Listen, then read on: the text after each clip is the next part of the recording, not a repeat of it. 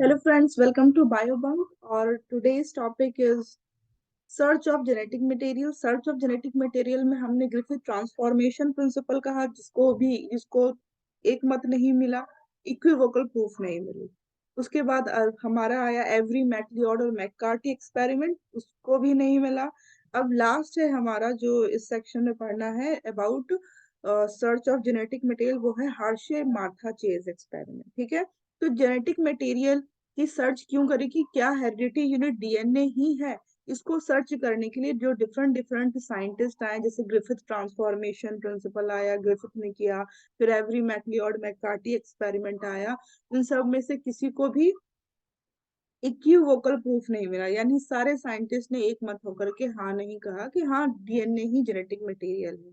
तो उसको करने के लिए अल्फ्रेड हार्शे और मार्था ने उन्होंने कुछ एक्सपेरिमेंट किया। उन्होंने क्या कहा कि जो हम जानते हैं कि जो हमारे पास वायरसेस हैं, ओके, तो वायरसेस के पास तो दो ही चीज है, ठीक है, तो मरा हुआ बेचारा आदमी है, इसके पास सिर्फ दो चीज है, ये बाहर का कैप्सूल जो कि प्रोटीनस शीथ है। Okay, so this one is proteins sheath, protein का ये शीथ है हमारा। ओके, और अंदर जो है इसका डीएनए है। तो क्या किया गया, कुछ वायरसेस को रेडियो एक्टिव फॉस्फोरस मीडियम में ग्रो कराएं। ठीक है, रेडियो एक्टिव फॉस्फोरस मीडियम में। फॉस्फोरस किस चीज का कंटेंट है? Phosphorus is the content of DNA. Nitrogenous bases हम जानते हैं, हाइड्रोजन फॉस्फेट, पेंटोज शुगर जो हमारा डीएनए के अंदर है। तो रेडियो एक्टिव फॉस्फोरस मीडियम में जब हमने ग्रो कराया, तो रेडियो एक्टिव फॉस्फोरस P32, ठीक है, P32 मीडियम में ग्रो कराया, तो हमारा जो डीएनए है वो रेडियो लेबल्ड हो गया। यानी कि प्रोटीन कोड अभी भी नॉर्मल है, क्योंकि प्रोटीन कोड में फास्फोरस नहीं है, प्रोटीन कोड में सल्फर है। तो प्रोटीन कोड में फास्फोरस नहीं, पर फास्फोरस किसमें है भाई? फास्फोरस है डीएनए में, तो डीएनए रेडियो लेबल्ड हो गया। ये जो रेड है हम इसको रेडियो लेबल से दिखा रहे हैं, तो DNA becomes radio label. Okay, DNA radio labelled हो गया।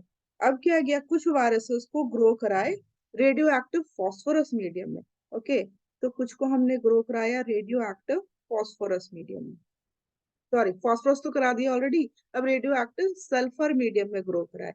रेडियो एक्टिव सल्फर मीडियम में ग्रो कराने से होगा कि सल्फर S35 मीडियम में ग्रो कराए।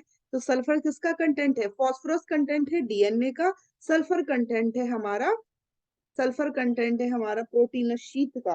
ओके, सो प्रोटीनस शीथ जो है वो रेडियो लेबल्ड हो गया, तो इसको रेड दिखाएंगे, प्रोटीनस शीथ जो रेडियो लेबल्ड हो गया। कोई डाउट ही नहीं, यहाँ तक सबको क्लियर है? ओके, तो अब क्या करते हैं, क्योंकि प्रोटीनस शीथ रेडियो लेबल्ड हो गया, तो जो डीएनए है वो नॉर्मल है, तो यहाँ पे रेडियो लेबल्ड कौन है? Proteins sheath. ओके, एक सिंपल सी बात है कि कंटेंट क्या है, फॉस्फोरस किस चीज का कंटेंट है? Phosphorus is the content of DNA, sulphur is the content of proteinous sheet. So अगर आपने रेडियो एक्टिव सल्फर मीडियम में फॉस्फोरस को ग्रो कराया, तो proteinous sheet becomes radio labelled. Okay, वो रेडियो लेबल्ड हो गई। अब जिसको रेडियो एक्टिव फॉस्फोरस मीडियम में ग्रो कराया, उसका डीएनए रेडियो लेबल्ड हो गया। ये एकदम सही बात है कि भाई जिस जो आपने आपने जो मीडियम दिया वही मीडियम वो उसके इंटीग्रेट होगा, तो उसका जो मीडियम था, अगर रेडियो एक्टिव फॉस्फोरस मीडियम था तो उसका डीएनए रेडियो लेबल्ड हो गया, रेडियो एक्टिव सल्फर मीडियम है तो उसका प्रोटीनस शीथ रेडियो लेबल्ड हो गया। अब आया टर्म बैक्टीरियोफेज।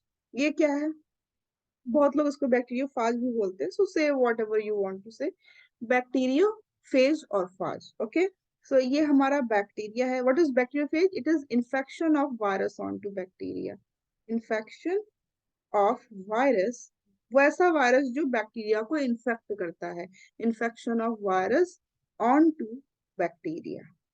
ओके, तो अभी क्या किया कि जब आपके पास ये बैक्टीरिया, इसका प्लाज्मिड है, दूसरा भी आपका बैक्टीरिया है, उसका प्लाज्मिड है। Okay, let's take in with different colour. अगर हम डिफरेंट कलर लेंगे तो पता कर पाएंगे। ओके, दिस वन, ये भी बैक्टीरिया है, इकोलाई बैक्टीरिया लेते हैं, इकोलाई अच्छा बैक्टीरिया है।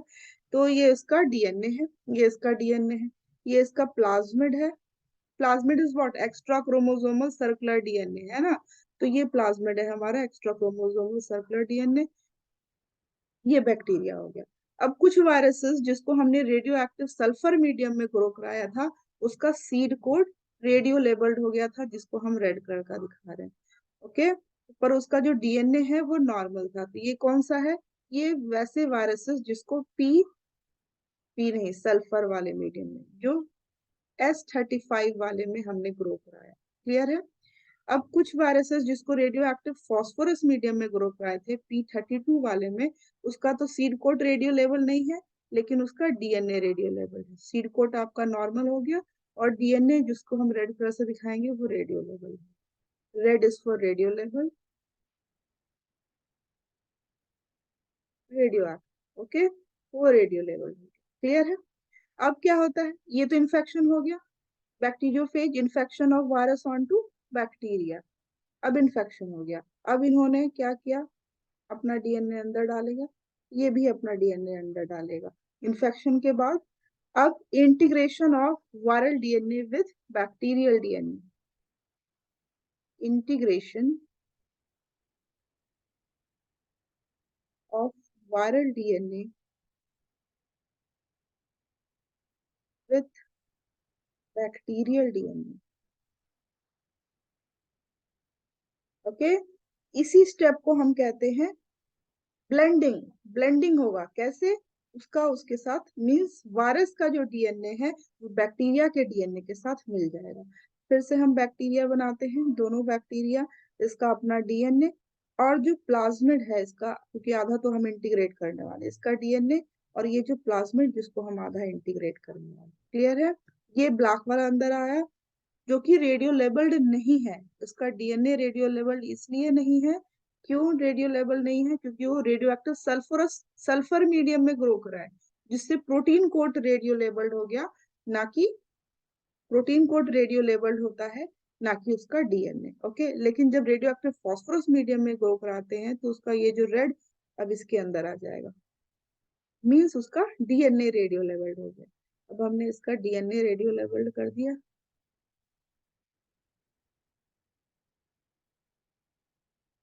ओके, उसके बाद जब ये ब्लेंडिंग हो जाती है, अब हमने ब्लेंडिंग कर दिया, ये ब्लेंडिंग हो गई, तो इंटीग्रेशन हम देख रहे हैं।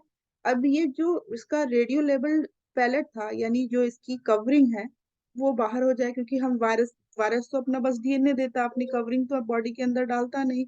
इसी तरह से इसका भी जो पैलेट है, वायरस का जो कवरिंग है, विच इज नॉट रेडियो लेबल्ड, वो बाहर। अब नेक्स्ट स्टेप है centrifugation. Centrifugation is what? Centrifugation का मतलब है जब हमने उसको चर्निंग किया, जिसमें हैवी सब्सटेंस नीचे और लाइट सब्सटेंस ऊपर, तो no radioactive detected in bacterial cell. Bacterial cell में तो कोई रेडियो एक्टिव नहीं है, लेकिन रेडियो एक्टिव कहाँ है? पैलेट में। जो वायरस का कोट है वो रेडियो लेबल हो गया। No radioactive detected in bacterial cell. कोई रेडियो एक्टिव डिटेक्ट नहीं हुआ बैक्टीरियल सेल में, बट इन पैलेट। कहाँ है? पैलेट में, जहाँ पे वायरसेस के कोट्स हैं, दैट दोज आर पैलेट्स। ये pellet. Okay, this one. So here, no radioactive in pellet, but radioactive detected in bacterial cell.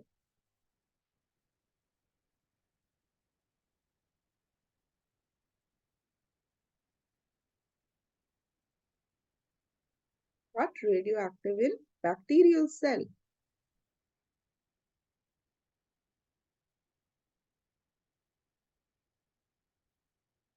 तो अब साफ सी बात है कि डीएनए जो रेडियो एक्टिव हो गया था, जब हमने उसको रेडियो एक्टिव फॉस्फोरस मीडियम में ग्रो कराया, वो बैक्टीरियल के सेल में दिखा। लेकिन इसमें जो हम रेडियो एक्टिव सल्फर मीडियम में कराए थे, तो डीएनए रेडियो लेवल नहीं हुआ था, लेकिन उसका प्रोटीन रेडियो लेवल हो गया था। पर प्रोटीन तो अंदर नहीं गया, यानी डीएनए ही अंदर जाता है बॉडी में, और वही ट्रांसफॉर्मेशन करता है। ट्रांसफॉर्मेशन का मतलब वो जो चीज नहीं था वो चीज में बदल गया, ट्रांसफॉर्म हो जाना। If it is non virulent तो वो वायरुलेंट में बदल गया। पहले वो पैथोजेनिक नहीं था, वो पैथोजेनिक हो गया, क्योंकि वायरल डीएनए इसके साथ इंटीग्रेट हो गया। तो ये प्रोसेस से ये प्रूफ हो जाता है। क्या हमने प्रूफ किया? जो डीएनए है, it is a genetic material. ठीक है, तो इस तरीके से it was given an equivocal proof regarding कि DNA is a genetic material. ठीक है, ये क्लियर है. Bacteriophage infection of virus on to bacteria. Phosphorus labelled DNA, तो फॉस्फोरस लेबल्ड डीएनए में आपका DNA becomes radio level. Okay, और sulphur radio level S35 में आपका protein code becomes radio level. When protein code is radio level, you can see DNA which is not radio level is integrating with the host DNA, उसके साथ integrate होता है, पर उसके अंदर इसके बॉडी में कोई रेडियो एक्टिव नहीं है, लेकिन पैलेट में रेडियो एक्टिव है. Okay, similarly when you have grown viruses on phosphorus phosphorus P32 which is radioactive. Okay, इसमें ग्रो किया तो आपका डीएनए रेडियो लेवल्ड हो गया और डीएनए को वापस सेल के अंदर डाला. सेल, अब डीएनए तो इन्फेक्शन करेगा ही, डीएनए अपना जो वायरस है उसने अपने डीएनए को सेल में डाला, इसके जो प्लाज्मिड के साथ ये इंटीग्रेट हो गया, ब्लेंडिंग हुआ, तो रेडियो एक्टिव सेल में मिला लेकिन पैलेट में नहीं. Means DNA is a genetic material. I hope you understand the topic. फिर मिलते हैं. Bye bye.